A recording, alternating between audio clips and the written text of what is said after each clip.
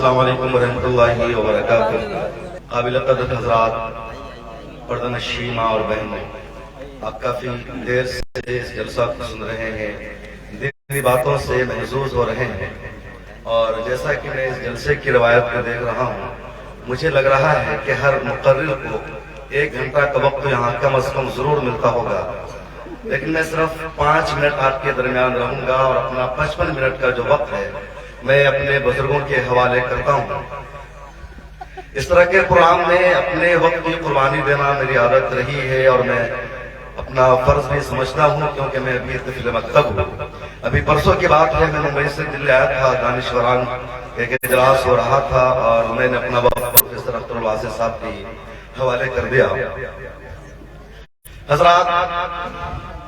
یہ برار کی سرزمین ہے اور مولانا رحمت اللہ صاحب میرے بڑے مخلص دوست بھی ہیں۔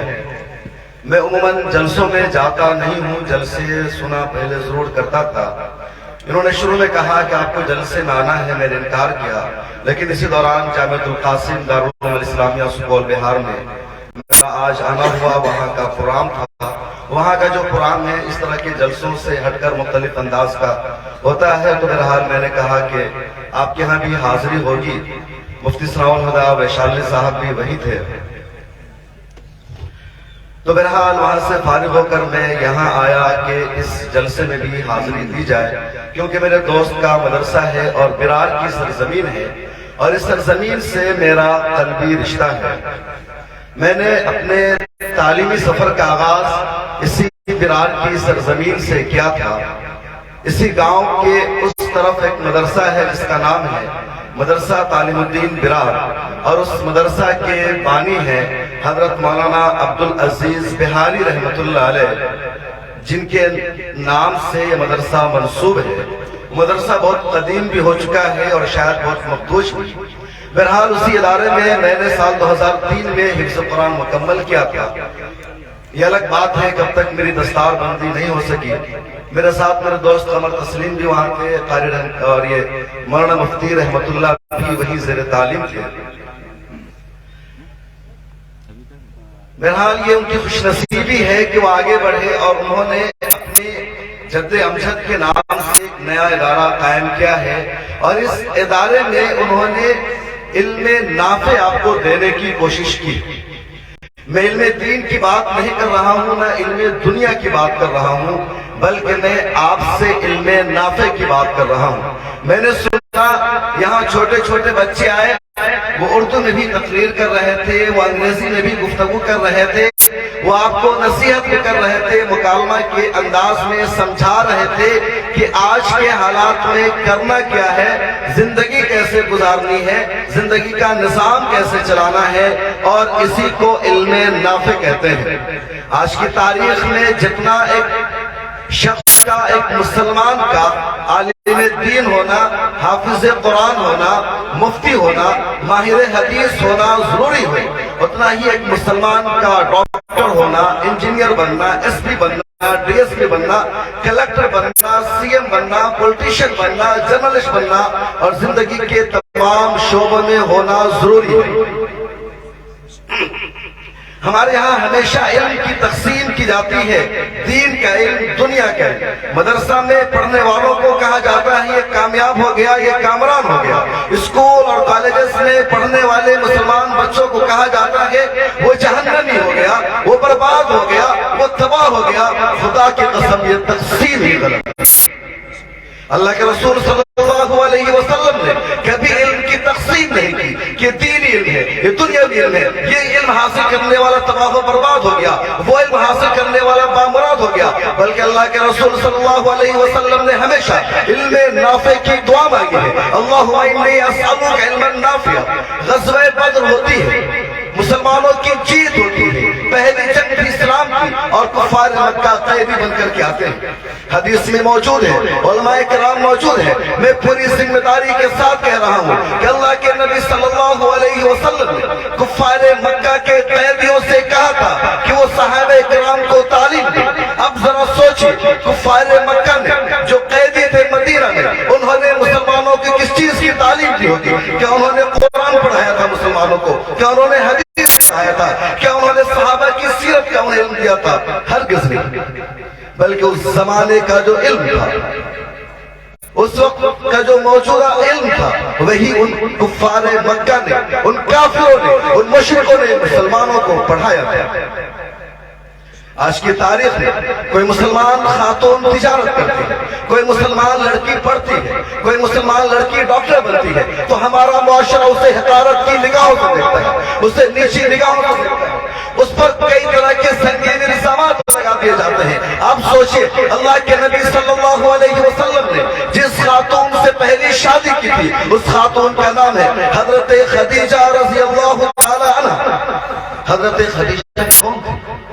وہ ایک بزنس وومن تھی، وہ تجارت کرتی تھی۔ اللہ کے نبی صلی اللہ علیہ وسلم ان کے ہاں تجارت میں شریک تھے، ان کے ساتھ کام کر رہے تھے۔ شادی ہونے کے بعد نبی کریم صلی اللہ علیہ وسلم نے حضرت خدیجہ کو تجارت سے کبھی نہیں روکا، کبھی نہیں منع کیا کہ خدیجہ تم مسلمان ہو چکی ہو۔ حضرت خدیجہ ان خواتین میں بھی شامل ہے جنہوں نے سب سے پہلے خواتین میں اللہ کے نبی پر ایمان لایا، اسلام کو قبول کیا، لیکن کبھی انہیں منع نہیں کیا گیا کہ تم مسلمان ہو چکی ہو، نبوت کا باضابطہ اعلان ہو چکا ہے، قرآن کے نزول کا سلسلہ شروع ہو چکا ہے، تم تجارت چھوڑ دو، تم بزنس کرنا بند کر دو۔ بلکہ حضرت خدیجہ کی تجارت جاری ہے۔ جنگوں کی تاریخیں موجود ہیں، جنگ میں صحابہ کرام جنگ لڑتے تھے، اور جو صحابیات ہوتی تھی، جو خواتین ہوتی تھی، وہ مرہم پٹی کا کام کرتی تھی۔ آج کی زبان میں کہہ لیجئے وہ نرس بن کر جاتی تھی، وہ ڈاکٹر بن کر جاتی تھی، وہ کام کرتی تھی۔ اور آگے جائیے، ہندوستان میں جب پہلی مسلمانوں کی حکومت قائم ہوئی تو ہندوستان کے دوسرے باضابطہ مسلمان بادشاہ ہیں سلطان شمش الدین التمش۔ سلطان شمش الدین التمش نے دیکھا کہ میری اولاد میں کوئی کامیاب نہیں ہے، سارے نکمے ہیں، سارے چغل خور ہیں، سارے شرابی ہیں، کوئی اس لائق نہیں ہے ان کو زمام اقتدار سے بجائے، کوئی اس لائق نہیں ہے اس کو ہندوستان جیسے اتنے بڑے رقبہ کی سلطنت سونپ دی جائے۔ اس سلطان کے پاس ایک بیٹی تھی جنہیں دنیا رضیہ سلطان کے نام سے جانتی ہے۔ سلطان شمش الدین التمش نے اس رضیہ سلطان کو اپنا جانشین بنایا، بادشاہ بنایا، اور رضیہ سلطان کا نام آج بھی تاریخ میں روشن ہے۔ اس جیسی کامیاب کوئی اور خاتون حکمراں ہندوستان میں پیدا نہیں ہوئی۔ اسلام سکھاتا ہے کہ صنفی بنیاد پر آپ تقسیم نہیں کر سکتے، علم کی علم دنیا اور علم دین میں تقسیم نہیں کر سکتے۔ آج آپ کو ضرورت پڑتی ہے، آپ کی بیوی، آپ کی بہن، آپ کی باپ بیمار پڑتی ہے، کوئی خفیہ مرض ہوتا ہے، آپ شہروں میں جاتے ہیں اور تلاش کرتے ہیں کہ کیا کوئی خاتون ڈاکٹر ہے، کوئی لیڈی ڈاکٹر ہے۔ جب آپ اپنی بچیوں کو ڈاکٹر نہیں بنائیں گے تو لیڈی ڈاکٹر بازاروں میں کہاں سے نظر آئے گی؟ حضرات، میں کہنا یہ چاہ رہا ہوں کہ علم کی تقسیم نہیں ہونی چاہیے۔ علم نافع اہم ہے، خواہ مولانا بنے یا جرنلسٹ بنے، حافظ قرآن بنے یا انجینئر بنے، اور یہ جو دارالعلوم عزیزیہ ہے یہ اسی نہج پر کام کر رہا ہے۔ آج کی تاریخ میں طرف اسکول اور کالجز ہیں جو صرف بچوں کو علم دنیا تو سکھا دیتے ہیں، engineer, doctor, officer, U P S C expert اور کئی سارے علوم سکھا دیتے ہیں، لیکن وہ دین سے محروم ہوتے ہیں، انہیں قرآن پڑھنا نہیں آتا، وہ اسلامی تہذیب و ثقافت سے محروم ہوتے ہیں۔ تو اسی طرف ہمارے یہ مدرسے ہوتے ہیں جہاں دین تو سکھا دیا جاتا ہے، لیکن مدرسے کے ان فضلاء کو، ان علماء کو بینک کا فارم تک بھرنے نہیں آتا، کہیں شائن بورڈ لکھا ہوتا ہے تو اس کا پڑھنا مشکل ہو جاتا ہے، کہیں پر ریلوے کاؤنٹر پر جاتے ہیں ریزرویشن فارم بھرنا ان کے لیے مشکل ہو جاتا ہے۔ کئی لوگ تو ایسے ملتے ہیں جو اپنے موبائل میں نمبر سیو کرانے کے لیے دوسروں کا سہارا لیتے ہیں۔ یہ بھی انتہا ہے اور وہ بھی انتہا۔ اسلام کہتا ہے ضروری علم سیکھو اور دونوں کا امتزاج ضروری ہے۔ اس لیے میں جب بڑی بڑی یونیورسٹیز میں جاتا ہوں، کالجز میں جاتا ہوں، تو ان سے میں کہتا ہوں کہ آپ ضرور تمام دنیاوی علوم سکھا دیجئے، اور اس وقت ملت اسلامیہ کی یہی ضرورت ہے، لیکن اس ضرورت کے ساتھ یہ بھی ضروری ہے کہ تمام مسلمانان ہند کے بچے، پوری دنیا کے تمام بچوں کو 12 سال کی عمر تک پہلی فرصت میں علم دین سیکھنا چاہیے۔ قرآن کریم کا پڑھنا سیکھنا چاہیے. جب بچپن کی عمر میں علم دین آ جائے گا, مذہب کی بنیادی تعلیم حاصل ہو جائے گی, جب قرآن شریف پڑھنا آ جائے گا, تب آپ کو اختیار ہے آپ علم دین کے ایکسپرٹ بنائیے یا علم دنیا کے ایکسپرٹ بنائیے. لیکن جو شروع کی زندگی ہے, جو شروع کا مرحلہ ہے, اس میں علم دین کا سیکھنا ضروری ہے. اور آج کی تاریخ میں, آج کے دور میں ایک عالمی سازش ہو رہی ہے. ہندوستان میں بھی منصوبہ بندی کی جا رہی ہے مسلمانوں کو دین سے, ان کے مذہب سے دور رکھنے. اور یہ کیوں؟ میں اکثر میڈیا میں آ کر نیویارک ٹائمز پر بولتا ہوں اور کہتا ہوں, لیکن آج کچھ اور تفصیل سے اور کچھ اشاروں میں بھی کہنا چاہوں گا, کیونکہ زیادہ کھل کر کہہ دیا تو پولیس ایکشن لے لے گی, کیس کر دے گی. مجھے تو کچھ فرق نہیں پڑے گا, کیونکہ ایف آئی آر سے, نوٹس سے ایک جرنلسٹ کا واسطہ رہتا ہے. لیکن ہمارے دوست مفتی رحمت اللہ کو پریشانی ہو جائے گی. بہرحال ایک طبقہ ہے ہمارے ہندوستان میں جو اپنے مذہب کا, اپنے دھرم کا فروغ چاہتا ہے, لیکن ان لوگوں کو اپنے مذہب کی طرف لوگوں کو کھینچنے کے لیے کوئی اچھی بات نہیں آتی. وہ چاہتے ہیں کہ پورا ہندوستان ہمارے مذہب کا پیروکار بن جائے, لیکن کبھی وہ اپنے مذہب کی خوبیوں کو نہیں بتاتے. وہ چاہتے بھی ہے کہ سب کے سب اس دھرم میں آ جائے, لیکن کبھی کوئی اس کی ایسی بات نہیں کرتے جس میں کشش پیدا ہو جائے. پھر انہوں نے کہا کہ کرے تو کیا کرے, تو انہوں نے کہا کہ اسلام کے خلاف برائیاں بیان کرو, اسلام سے لوگوں کو بدزن کرو, پوری دنیا کو بتاؤ کہ اسلام دہشت گردوں کا مذہب ہے, پوری دنیا کو یہ بتاؤ کہ اسلام میں غنڈے پیدا ہوتے ہیں, پوری دنیا کو یہ بتاؤ کہ اسلام میں داعش جیسے دہشت گرد تیار کیے جاتے ہیں. میڈیا کو لگا دیا گیا, اخبارات کو لگا دیا گیا, انٹلیکچوئل کو لگا دیا گیا, دانشوروں کو لگا دیا گیا, مدرسوں پر سب سے زیادہ الزام لگا دیا گیا کہ مدرسہ میں پڑھنے والے دہشت گرد پیدا ہوتے ہیں, مدرسوں میں تعلیم حاصل کرنے والے آتنکوادی نکلتے ہیں. لیکن تمام ایجنسیوں نے تحقیق کی, این آئی اے ہو, سی بی آئی ہو یا دوسری تمام ایجنسیوں کی لے لیجیے, لیکن آج تک کسی ایک ایسے طالب علم پر کوئی الزام ثابت نہیں ہو سکا ہے جس نے مدرسے میں تعلیم حاصل کی ہو اور وہ دہشت گرد بنا. گرفتار 10 کو کیا گیا ہے, لیکن سب کے سب عدالت سے باعزت بری ہوئے ہیں, کیونکہ کسی پر الزام نہیں لگ سکا. لیکن ان کا ایجنڈا ہے کہ ہمیں اپنے مذہب کی طرف لوگوں کو بلانا ہے اور مذہب اسلام سے دور رکھنا ہے, کیونکہ لگاتار وہ دیکھ رہے ہیں کہ ہم جتنی مذہب اسلام کی برائیاں کرتے ہیں, جتنی مذہب اسلام میں کمیاں نکالتے ہیں, جس قدر ہم مذہب اسلام سے لوگوں کو دور رکھنے کی کوشش کرتے ہیں, اتنا ہی لوگ مسلمان ہوتے جا رہے ہیں, اسلام میں داخل ہوتے جا رہے ہیں. دین کے داعیوں کو, خواہ مولانا کلیم صدیقی ہو یا جناب عمر گوتم ہو, ان سب کو ہم جیل بھیج رہے ہیں, تب بھی اسلام کی حقانیت پر ایمان لانے والوں کا سلسلہ رک نہیں رہا ہے. پھر اس کو کیسے روکا جائے؟ تو نے ایک نئی تدبیر سوچی, ایک نیا طریقہ اختیار کیا, اور وہ طریقہ ہے ان مدرسوں سے مسلم بچوں کو دور کرنا. آپ نے خبروں میں دیکھا ہوگا کہ آسام میں ایک ہفتے میں 3 مدرسوں پر بلڈوزر چلا دیا گیا. وہاں کی سرکار نے پھر کہا کہ مدرسوں کا سروے ہوگا, مدرسہ میں پڑھنے والے تمام اساتذہ اور بچوں کی ڈیٹیلز دینی ہوگی. اس کے بعد مکھیہ منتری صاحب نے یہ بھی اعلان کر دیا کہ 14 سال کی عمر تک کے بچے مدرسوں میں نہیں پڑھنے چاہیے, کیونکہ یہ جو عمر ہوتی ہے ڈاکٹر بننے کی ہوتی ہے, انجینئر بننے کی ہوتی ہے, اصل علوم حاصل کرنے کی ہوتی ہے. اگر اس عمر میں یہ بچے مذہب کی تعلیم حاصل کر لیں گے تو شدت پسند بن جائیں گے, یہ کٹر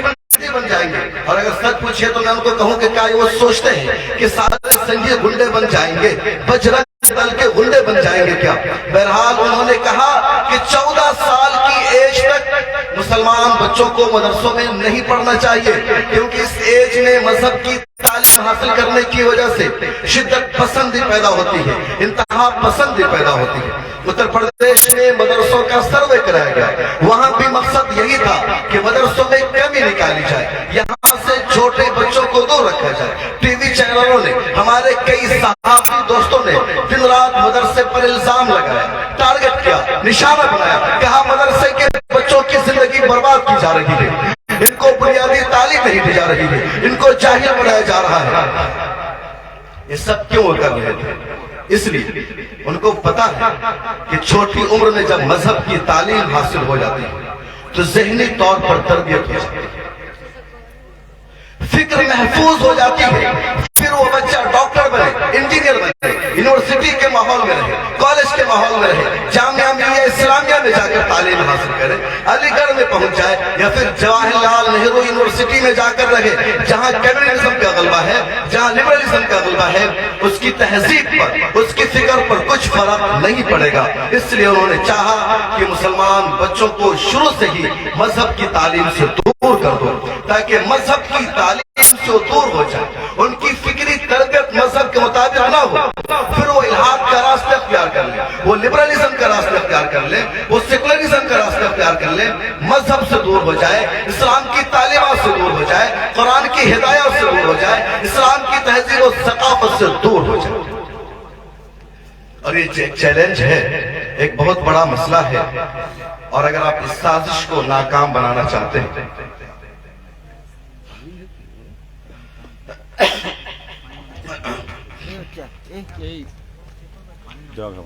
اس سازش کو آپ روکنا چاہتے ہیں